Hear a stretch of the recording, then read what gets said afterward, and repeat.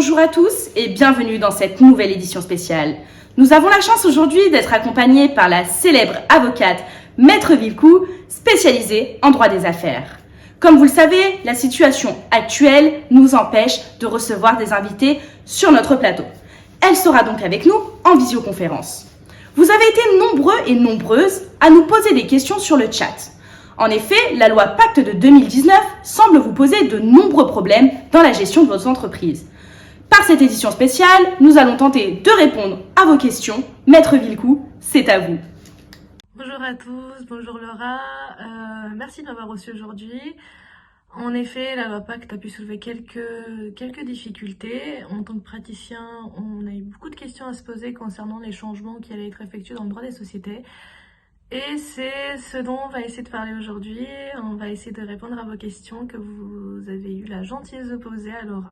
En effet, Maître Villecou, cette réforme avait de nombreux objectifs, tels qu'ils apparaissent à l'écran. Elle avait notamment comme objectif de simplifier la création d'entreprises, de faire grandir les entreprises ou de redéfinir la raison d'être des entreprises. Or, en réalité, elle soulève de nouvelles difficultés. Tout à fait Laura, cela nécessite un éclaircissement sur de nombreux points, comme je l'ai dit auparavant.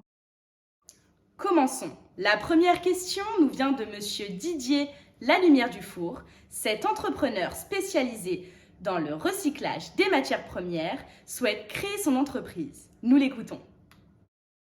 Bonjour. Alors, personnellement, l'écologie me tient particulièrement à cœur.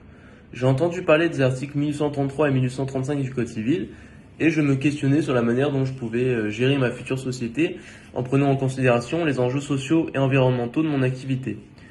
Est-ce qu'il y a un caractère contraignant à ces dispositions? Est-ce que je peux éventuellement voir ma responsabilité engagée si à quelques moments de ma société je ne respecte pas ces enjeux?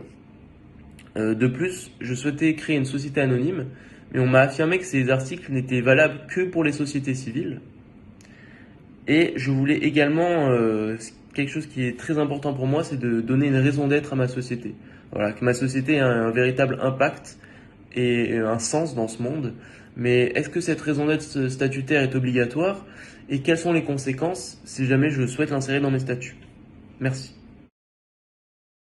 Bonjour Didier, bonjour, merci pour vos questions. Alors, pour commencer, j'ai pris quelques notes concernant vos questions. Dans le code civil, là j'ai un code, ce n'est pas un code civil, c'est un code des sociétés, il comporte les mêmes articles, mais alors, vous m'avez parlé du 1833.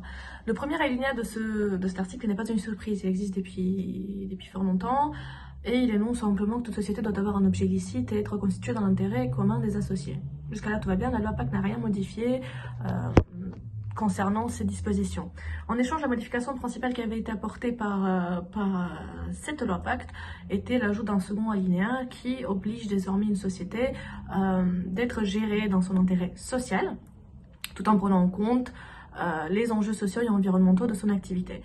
Quand on regarde le même code civil, et plus spécifiquement l'article 1844-10 qui est relatif aux nullités de la société, cet article nous dit clairement, je vous laisse le lire, que ce second alinéa de l'article 1833 ne serait pas constitutif d'une nullité de société. Le non-respect de cet article, je veux dire.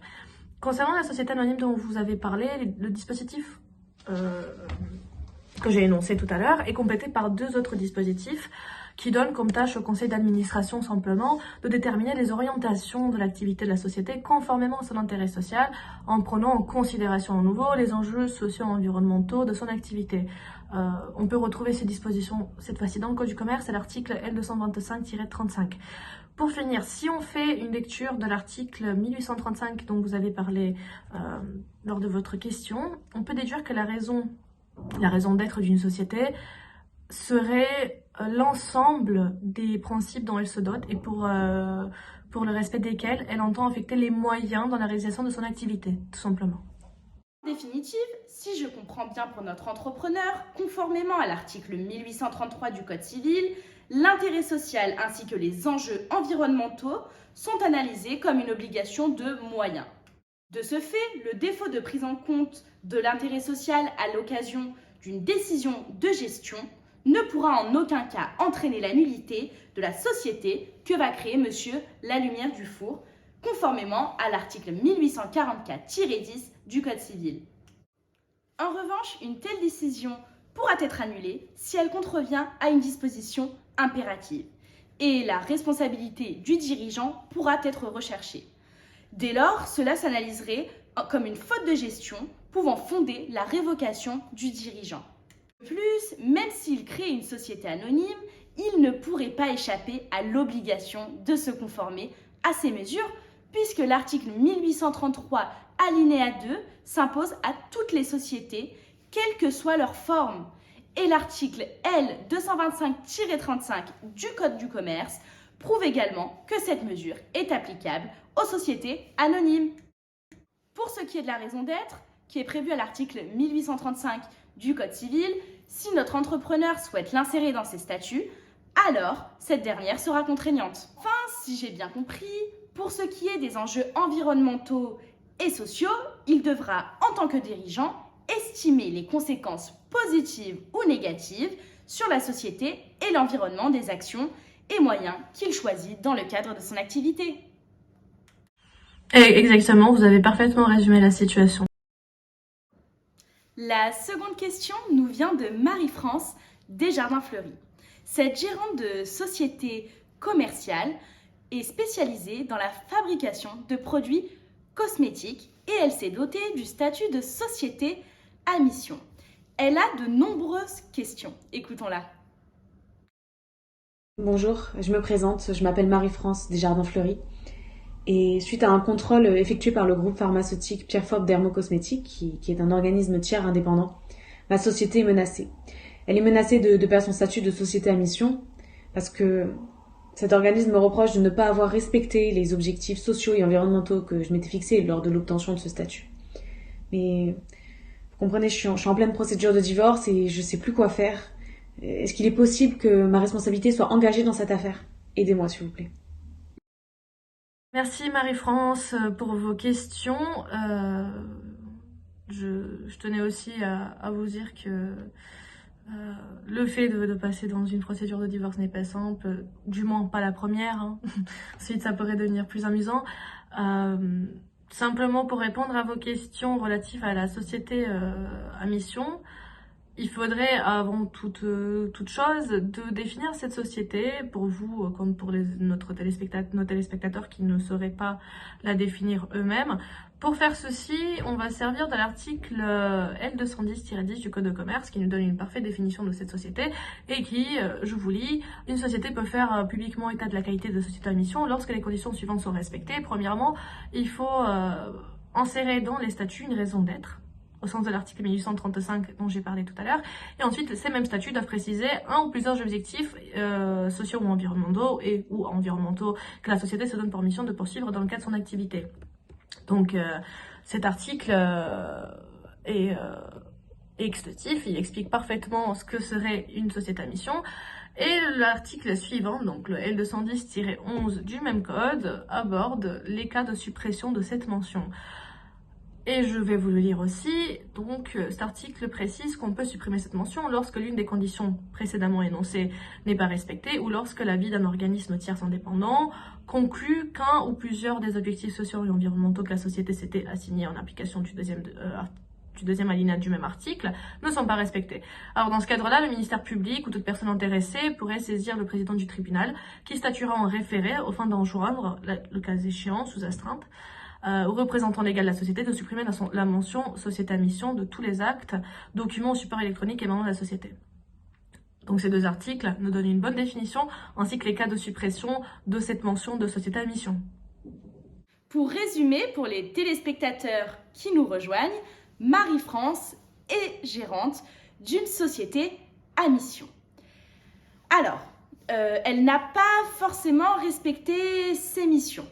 Donc, au terme de l'article L210-10 du Code de commerce, les objectifs nécessaires pour créer une société à mission sont par la forme respectés. Or, le problème est que le fond n'est quant à lui pas respecté pour certains objectifs. En effet, les agissements de la gérante dans le cadre de son activité sont contraires au statut de la société, à leur raison d'être et aux objectifs sociaux et environnementaux poursuivis. Dès lors, le président du tribunal de commerce risque d'enjoindre Marie-France, la gérante de la société, de supprimer la mention société à mission de tous les actes, documents et supports électroniques émanant de la société, en application de l'article L210-12 du Code de commerce. La société à mission qui a été initiée par la loi Pacte est donc très intéressante.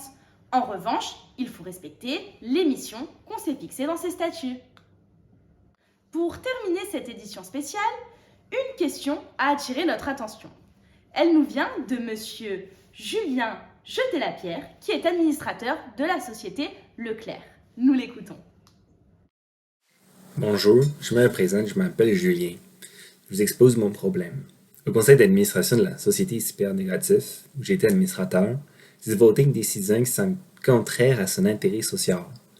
J'ai été contraint de voter de la même manière que la société Leclerc SS, la société mère. Je me demande s'il est possible donc que ma responsabilité soit engagée en votant une décision que je sais contraire à l'intérêt social de la société CPA Négatif. De toute façon, j'ai pris la décision de quitter la direction pour créer une SCI qui répond aux besoins immobiliers de la société CPA Négatif. La société a consenti une hypothèque le 22 décembre 2021 sur l'un des deux locaux de la société, au bénéfice de mon cousin avec qui je souhaite faire affaire, mais je soupçonne que cette hypothèque soit contraire à l'intérêt social de la SCI. Est-ce que la loi Pacte empêche d'annuler un tel acte contraire à l'intérêt social si je souhaite vraiment maintenir cette hypothèque? Bonjour monsieur José Lapierre.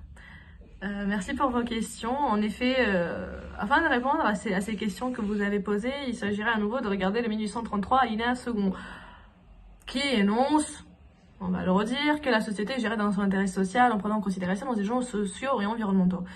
Pour répondre à vos questions, on a pu regarder plusieurs arrêts, plusieurs jurisprudences. On a un premier arrêt qui a été rendu par la Cour d'appel de Versailles en 2014 qui rappelle ce devoir de loyauté du dirigeant d'une SAS. Pour monter dans la hiérarchie, on a les décisions qui ont été rendues par la Cour de cassation. On a un arrêt de 22 mai 2019 qui précise que l'exercice du droit de vote des administrateurs est en principe libre.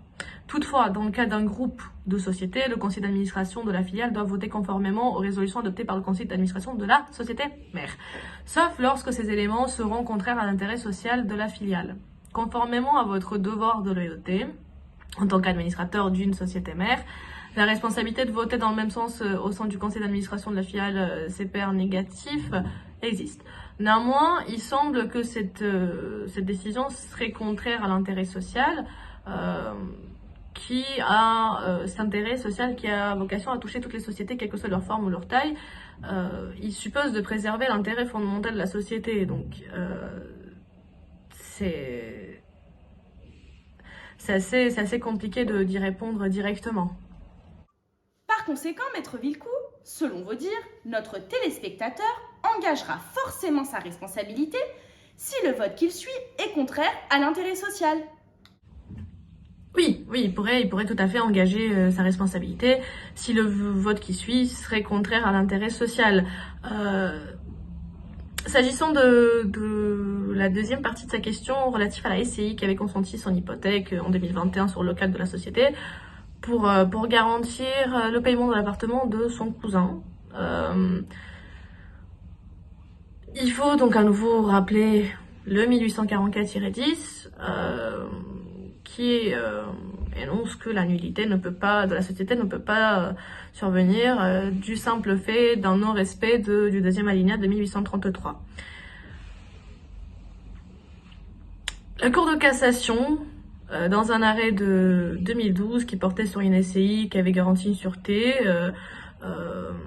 avait statué sur le fait que cette SCI était gouvernée par le principe de spécialité. Donc, en effet, les sociétés de personnes sont gouvernées par ce principe de spécialité, qui est très rigoureux. Un acte passé au nom de la société dans un domaine étranger à l'objet de la société serait bien sûr frappé de nullité. C'est l'illustration de l'arrêt de 2012.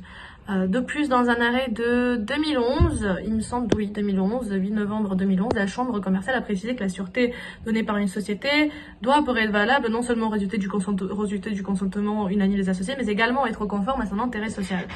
Et finalement, dans un arrêt de 6 janvier 2021, donc un arrêt récent, la Cour rappelle, donc même après l'adoption de la loi Pacte, que même si la garantie a été consentie avant 2019, donc on voit une application de droit antérieur, que la sûreté accordée par la société civile en garantie de la dette d'un associé n'est pas valide dès lors qu'étant en mesure de compromettre l'existence même de la société, elle serait contraire à l'intérêt social. Il en est de même dans le cas où un tel acte entre dans son objet statutaire.